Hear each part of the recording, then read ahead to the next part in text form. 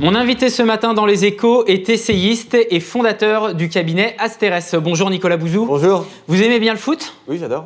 Et bien justement, on va commencer par là parce que vous publiez ce livre, La comédie inhumaine, ou La comédie humaine, puisque la première partie est entre parenthèses. C'est un livre sur le management et vous tapez un coup de gueule contre les managers qui utilisent la méthode Deschamps en entreprise. Vous dites même que le collectif, je vous cite, c'est de la propagande en entreprise. Pourquoi, Nicolas Bouzou? Ah oui, parce que dans les entreprises, on fait souvent venir des grands sportifs ou des entraîneurs de foot, de rugby, de handball, etc.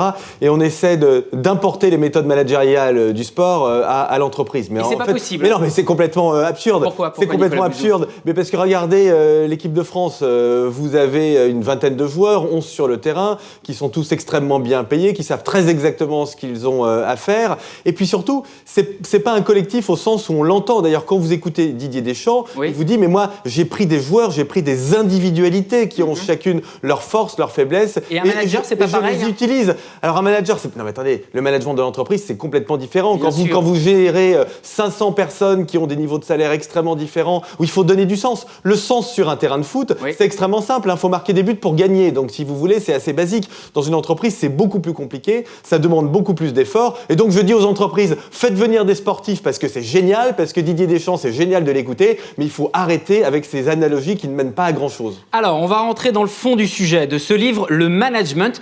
Le gouvernement a présenté, il n'y a pas plus tard que quelques mois, un plan formation. Mais alors, si j'en lis ce livre et que vous aviez été ministre de l'économie, vous auriez fait un plan management. Dites-nous, qu'est-ce qui ne va pas aujourd'hui dans le management des entreprises? Alors déjà, quand vous regardez les études, vous voyez que le nombre de salariés désengagés ou démotivés augmente de façon extrêmement rapide. Depuis combien d'années à peu près? Ça fait 10 ans aujourd'hui, on est à peu près à 20% de salariés qui sont désengagés, mais vraiment ça continue de progresser. Et au fond, le problème vient du fait qu'on a cette démotivation d'un côté, les entreprises le voient bien, mais elles apportent des réponses qui sont inadaptées.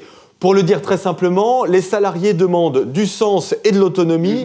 Et les managers et les entreprises leur apportent des smoothies, des séminaires sportifs, des formations au leadership. Et donc, au fond, on ne parle pas le même langage. Il y a une crise du sens qui est très importante. Beaucoup de gens ne savent plus pourquoi ils vont travailler. Et il y a une crise de l'autonomie. On est au 21e siècle, on est à l'ère de la 3e révolution industrielle. Il faut avoir le courage de donner de l'autonomie aux collaborateurs. Alors, chose très intéressante, c'est que de ce constat-là, dans votre livre, vous dites que ce n'est pas la faute du capitalisme. Non, c'est pas la faute. Et justement, est-ce que c'est pas la faute plutôt à l'entreprise elle-même sous sa forme actuelle? Est-ce qu'il ne faut pas inventer une autre forme d'organisation du travail?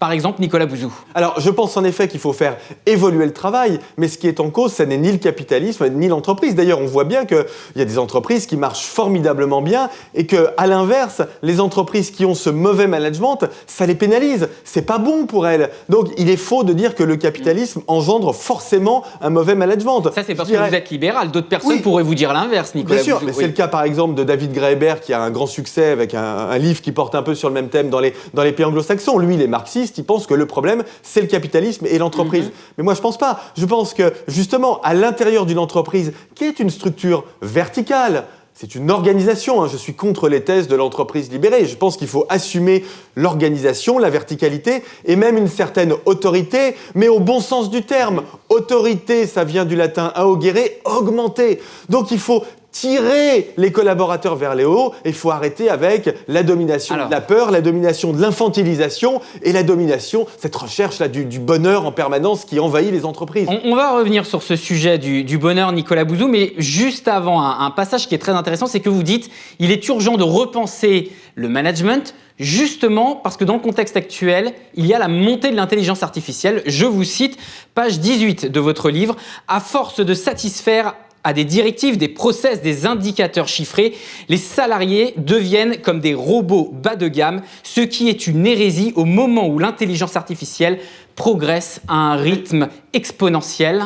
Est-ce qu'il est urgent aujourd'hui justement de changer le management? Absolument. face à l'IA. Absolument, parce que dans cette troisième révolution industrielle, au fond, les compétences clés pour les individus, c'est d'une part, premièrement, la créativité, deuxièmement, les relations sociales, l'empathie, troisièmement, la capacité à avoir une vision systémique des problèmes et à résoudre des problèmes complexes.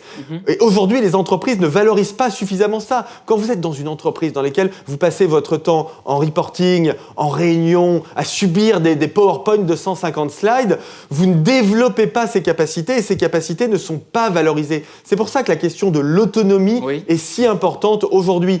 Au XXe siècle, ces problèmes de management existaient, mais bon, c'était des problèmes de motivation, c'était embêtant, mais ça n'allait pas beaucoup plus loin que ça. Mais aujourd'hui, c'est mortifère. À l'ère de l'intelligence artificielle, c'est mortifère pour les entreprises. Il faut aider les collaborateurs à développer des compétences qui sont complémentaires, qui sont différentes de celles, par exemple, de l'intelligence artificielle. Là, justement, mais ça, c'est quand vous dites les process, etc. Oui. À l'échelle d'une TPE, si on est 10, 20 salariés, pourquoi pas? Mais quand on est dans un grand groupe de 200 000 personnes, si je m'appelle Danone, si je m'appelle Total, mais je fais comment, Nicolas Bouzou, justement pour ce que vous dites, casser les silos, accélérer les processus et l'autonomie, en étant tout sûr que tout se coordonne bien pour faire fonctionner l'entreprise. Alors, il est où le mode d'emploi?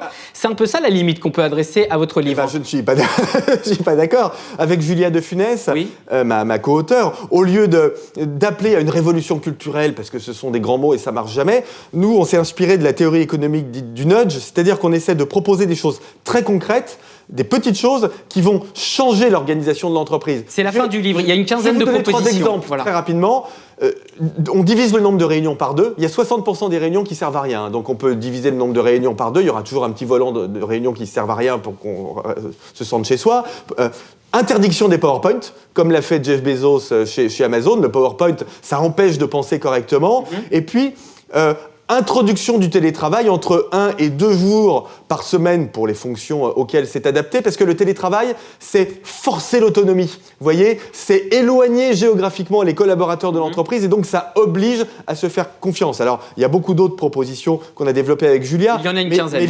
Mais l'idée, c'est vraiment de partir de choses concrètes pour forcer à la réorganisation de l'entreprise et notamment, vous avez tout à fait raison, pour tuer ces silos. Alors, dernière question sur le sujet justement du bonheur. On voit les entreprises, notamment dans le milieu du numérique, des startups, qui développent les Chief Happiness Officers. Alors, ça veut dire on s'occupe du bonheur des salariés. Et alors, vous dites que c'est indéfinissable, en fait, le bonheur, parce que ce n'est pas un état stable, que ça dépend des autres. Voilà, vous poursuivez comme ça. Alors, Chief Happiness Officer, pour vous, c'est quoi comme métier? Alors, Julia de Funès a une excellente expression. Elle dit, voilà, ça, c'est un vrai emploi fictif. Chief Happiness Officer, c'est l'illustration de l'emploi fictif, parce que déjà le bonheur, on n'est pas sûr que ça puisse exister, mais surtout, c'est pas à l'entreprise de contribuer au bonheur des salariés. Évidemment, il faut de bonnes conditions de travail, il faut de la joie, il faut que ce soit sympa, il faut qu'il y ait une bonne ambiance, mais on inverse la cause et la conséquence. C'est bien parce qu'on fait un travail épanouissant, parce que via notre travail, on contribue à construire le monde. C'est bien grâce à ça qu'on va développer un certain bien-être et qu'on sera joyeux. Merci Nicolas Bouzou d'avoir été mon invité ce matin dans Les Échos. Je rappelle essayiste, fondateur du cabinet Asterès et auteur de ce livre, La comédie humaine ou inhumaine. Ça dépend comment vous souhaitez le lire. C'est aux éditions de l'Observatoire.